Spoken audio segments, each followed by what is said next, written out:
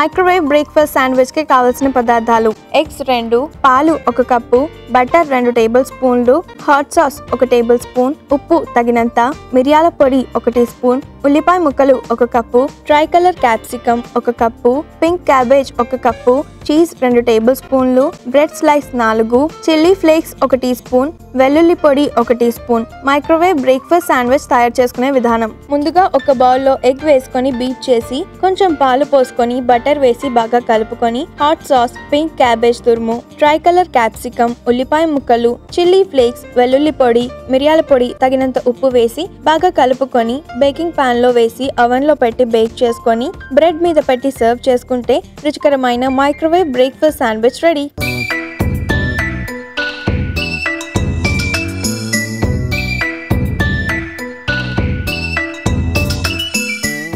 ఇప్పుడు యూట్యూబ్లో ఈటీవీ అభిరుచి ఛానల్ ఉంటుంది.